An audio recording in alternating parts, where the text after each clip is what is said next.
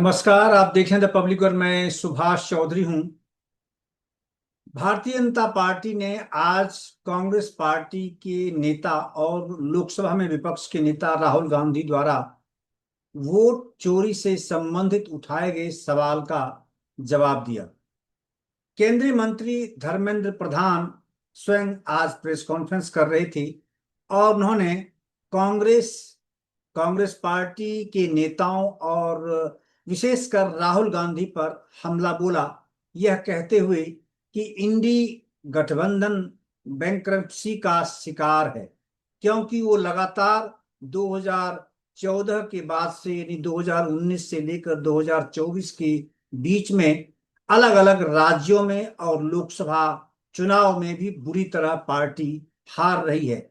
ऐसे में उनमें हताशा है और वो वोटर्स को भ्रमित करने की कोशिश कर रहे हैं। उन्होंने कहा कि राहुल गांधी जो हमेशा संविधान की बात करते हैं, वो देश के सबसे बड़े संविधान विरोधी गुट का नेतृत्व कर रहे हैं। उन्होंने कहा कि इलेक्शन कमीशन का जो प्रोसेस है, इलेक्शन का प्रोसेस है, या फिर स्पेशल इंसेंटिव रिवीजन जो बिहार में किया जा रहा है वोटर लिस्ट का, ये सब एक निरंतर प्रक्रिया है और देश आजाद होने के बाद ये प्रक्रिया लगातार अपनाई जाती है वोटर लिस्ट को दुरुस्त करने के लिए, उसमें जो खामियां हैं उसे बाहर करने के लिए।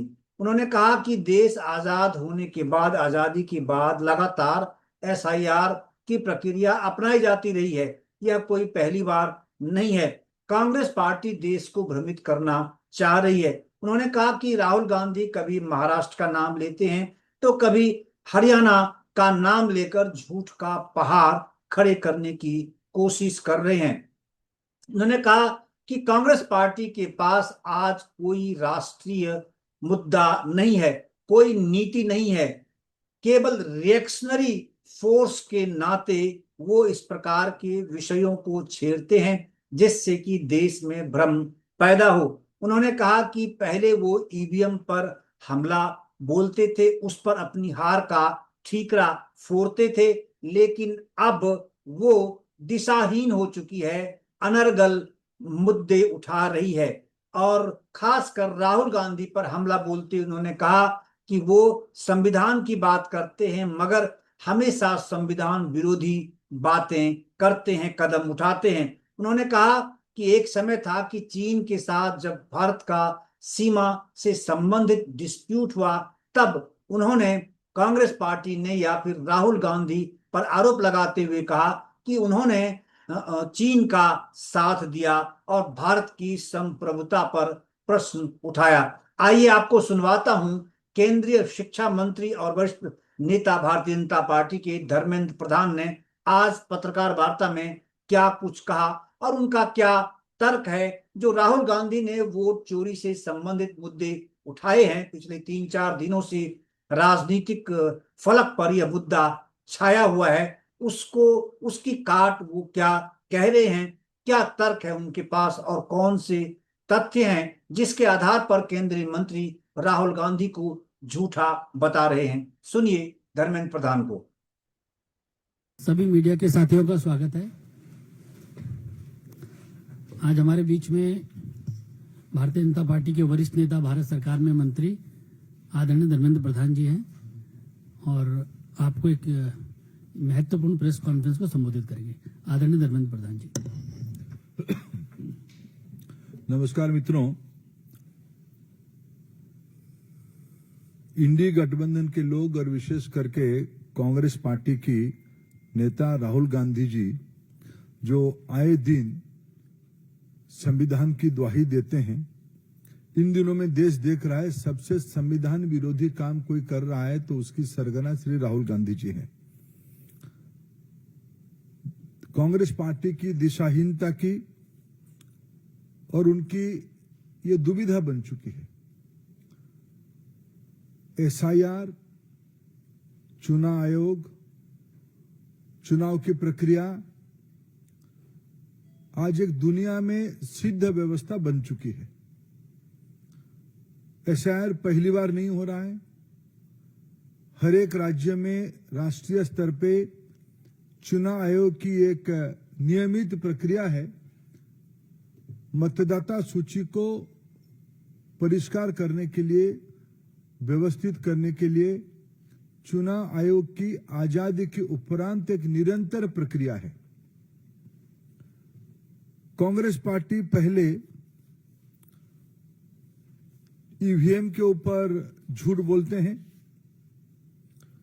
कभी महाराष्ट्र की बात उठाते हैं, कभी हरियाणा की बात उठाते हैं, झूठ की वो एक नया पहाड़ बनाते हैं। पिछले विशेष करके 2014, 19 और 24 में और उन दिनों में कांग्रेस पार्टी अनेक राज्यों में निरंतर पराजय के कारण एक बैंकरप्सी की स्थिति में पहुंच चुकी है। कोई स्पष्ट मुद्दा हाथ में नहीं है, कोई नीति नहीं है, एक रिएक्शनरी फोर्स के नाते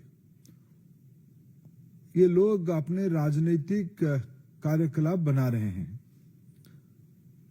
पहले इन्होंने ईवीएम को मुद्दा बनाया था, फिर राफेल पे झूठ बोले, फिर सीमा के ऊपर चाइना के साथ हमारी डिस्प्यूट को चाइना के साथ दिए, भारत की सेना को, भारत की संप्रभुता को इन्होंने प्रश्न उठाया, जिसके बारे में न्यायपालिका ने शायद आजाद भारत में कोई राजनीतिक व्यक्तित्व के ऊपर इतनी कटु टिप्पणी दिया होगा कि आखिर बताओ आप है किसके साथ हो। मित्रों, इसीलिए मैंने कहा शुरू में एक वैचारिक दिशाहीनता की और दुविधा की समूह कांग्रेस पार्टी और उसकी नेता राहुल गांधी बन चुके हैं। लोकतंत्र में उनकी कोई लोकलाज बची नहीं। अराजकता धीरे धीरे अहंकार के साथ मिलते हुए देश में एक अस्थिरता पैदा करने की एक सोची समझी रणनीति ये है। आप चुनाव जीतोगे तो सारा विषय सही है, अब चुनाव हारोगे ये सारा विषय की अव्यवस्था आपको ध्यान में आती है। मैं पिछले 2-3 दिनों में जो वाद विवाद हुए, विशेष करके मैं भारत की मीडिया को धन्यवाद देता हूं।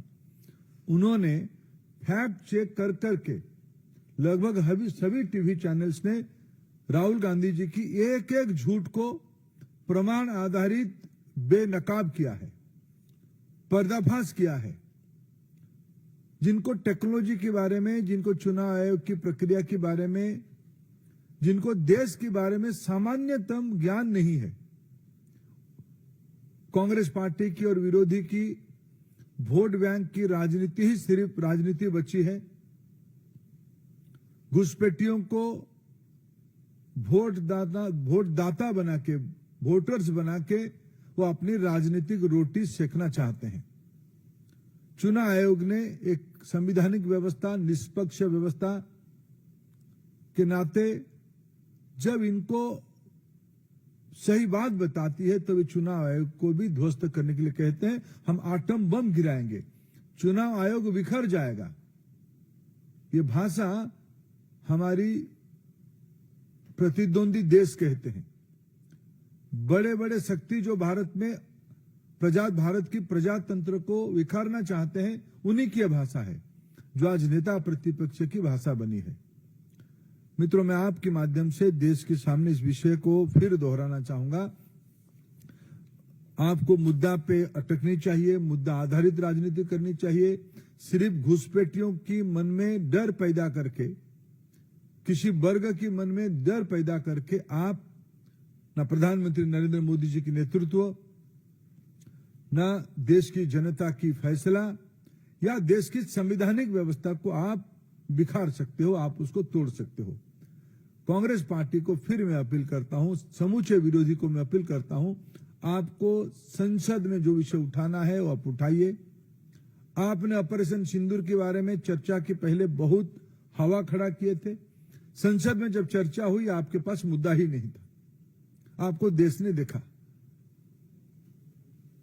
आप अप्रजातांत्रिक, आप लोक विरोधी इस स्थिति से बाहर आके आप देश हित में आपकी भूमिका विरोधी के नाते आपकी अपेक्षा है, आप उसमें लगो।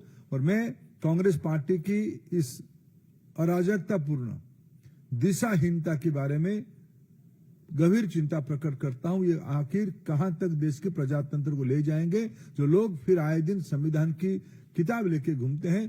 क्या भारत की संवैधानिक संस्थाओं को तोड़ने के लिए उन्होंने मन बनाया? मैं उसको कठोर से कठोर शब्दों में निंदा करता हूं। प्रश्न सादर आमंत्रित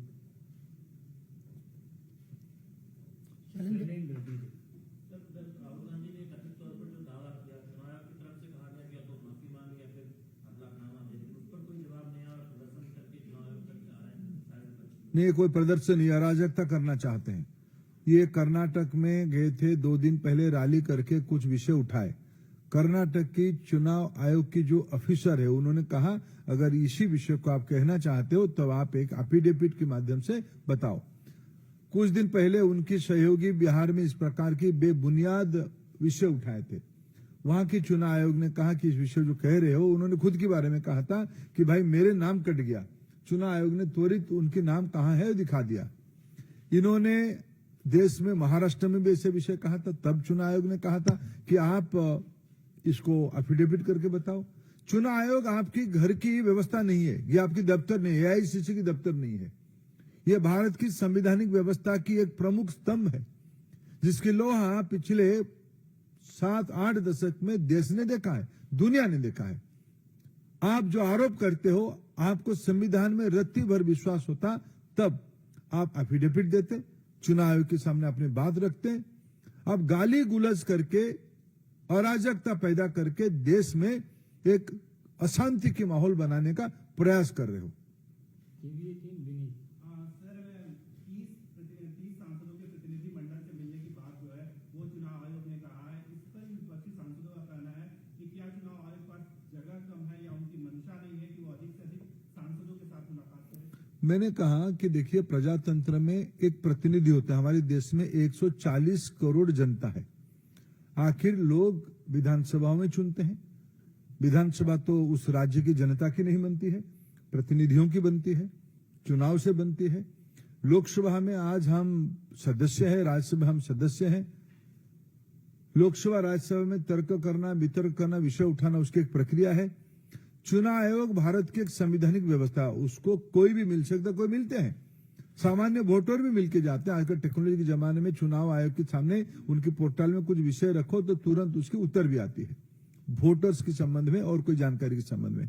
अगर विरोधी पक्ष आज उनको मिलना चाहते थे, शायद मैं अभी तक आते तक, मैं तो चुनाव आयोग हूं नहीं, चुनाव आयोग उसकी स्पष्ट करेगा, लेकिन मैं आप लोगों के माध्यम से, मीडिया के माध्यम से जितना जान रहा था अभी यहाँ आने तक, उनको चुनाव आयोग ने 30 प्रतिनिधि को मिलने की अनुमति दिया है।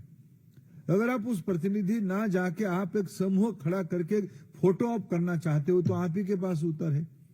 आप ऐसे अराजकता को देश में प्रश्रय देना नहीं देना चाहिए, मैं आपकी विवेक के ऊपर छोड़ता हूं। आप ही खुद कहते हो कि 30 लोगों का अनुमति चुनाव आयोग ने दिया था। आप उस 30 प्रतिनिधि को, क्या आपकी इंडी गठबंधन की जो बैठक बैठते हो, क्या आपकी सारे पार्टी के एमपीओ को लेकर बैठते हो क्या? आप तो वहां तो आपका विवाद है कि कौन आगे बैठा कौन पीछे बैठा। सब चीजों की कायदा होती है। 30 सांसद कोई कम नहीं होते हैं। हर एक पार्टी के प्रतिनिधि तो आपके पास, जैसे चुनाव आयोग ने दिया है, ऐसे मैंने अखबारों टीवी के माध्यम से जानकारी लिया अभी अभी। इनके मन में मुद्दा नहीं है, उनके पास में मुद्दा है ही नहीं। मुद्दा होता तो बेंगलुरु में वो सभा करने के बाद जाके एफिडेविट दे के आते, महाराष्ट्र में एफिडेविट देते। कोई मुद्दा ही नहीं है, थूको और भाग जाओ, स्पाइट एंड रन। ये जो उनकी एक अराजकतापूर्ण थ्योरी है, यह बहुत प्रजातंत्र के लिए बहुत ही चिंताजनक और बहुत घातक मानसिकता का है।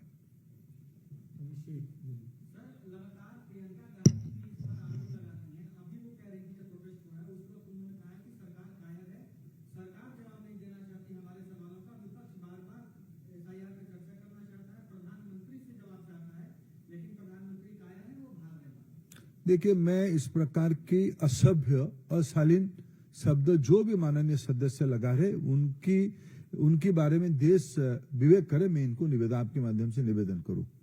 देश की इनकी क्या है, कांग्रेस पार्टी के मन में एक पीड़ा है कि हमारे खानदान के बाहर कैसे सत्ता चली गई।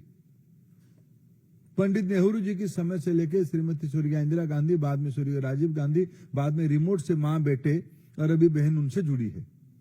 जो आरोपी है, जिनके परिवार में भारत की संसाधनों को लूटने के लिए एजेंसियों की कड़ी शिकंजा पहुंच चुका है, ये लोग जब बरगलाते हैं तो असभ्यता, अपशब्द और अभद्रामी पे उतरते हैं। मैं उनको क्षमा देना चाहता हूं कि लोग निर्बोध लोग हैं। जब व्यक्ति चोरी करे और सीनाजोरी करे, इस प्रकार की, जब मैं समझ सकता हूं, जब उनके परिवार के लोग, आत्मीय लोग भारत के संसाधनों को लूटने की मामले में जेल की सलाखों तक पहुंचेंगे, कोई बेल में है, कोई जेल की जाने के इंतजार में है। इस प्रकार की बौखलाहट अपेक्षाएं, आखिर संसद में कोई भी विषय पे हम आलोचना कर ले के लिए हमारी असहमति नहीं है, लेकिन जहां चर्चा जो विषय हो सकता है वही होगा। क्या हम सुप्रीम कोर्ट की कार्य पद्धति के बारे में हम चर्चा करते हैं? चुनाव आयोग की सुधार के बारे में कोई चर्चा करना चाहे तो चर्चा हो, लेकिन चुनाव कैसे हो रहा है, जो नियमित काम है। फिर मैं कह रहा हूं, मैं सामाजिक विषयों की विद्यार्थी हूं, राजनीति शास्त्र की विद्यार्थी हूं। पिछले 40 साल से भारत की चुनाव में मैं कार्यकर्ता के रूप में काम कर रहा हूं। मतदाता सूची में नाम जुड़वाना और कटना आजादी के उपरांत की प्रक्रिया है, चुनाव आयोग बनने के बाद ही प्रक्रिया है। मैं 40 साल से एक बूथ स्तर के कार्यकर्ता के नाते कई बार नाम जुड़वाया हूं, कई बार जो गलत नाम जुड़ जाता है कहीं से, मैंने कटवाने का अर्जी दिया हूं। आज भी चुनाव आयोग ने यह स्पष्ट रूप में कहा है कि जहां जहां एसआईआर हो रहा है, जो सही व्यक्ति कट गया है वो आए, हम उनको जोड़ने की अपील की व्यवस्था है। मैं राहुल गांधी जी को चुनौती देता हूं, समूचा विपक्ष को चुनौती देता हूं। अभी एसआईआर बिहार में चल रहा है, अगर वो इतना राजनीतिक सक्रिय कार्यकर्ता है, उनके पास उनकी पार्टी की बीएलए है, उनकी पार्टी के संगठन अगर है तो है, नहीं है किराए पे लिए तो अलग बात है। अगर है, राहुल गांधी खुद जाए बिहार में, अभी भी टाइम बचा है। जिन लोगों को कहते हैं नाम काट दिया, उनकी एक भी नाम जुड़ा के आए। मेरे मानता हूं चुनाव आयोग की निष्पक्षता इतनी होगी, हमारे संविधान में इतनी ताकत है, उनके नाम जुड़ जाएगा। नाम है ही नहीं।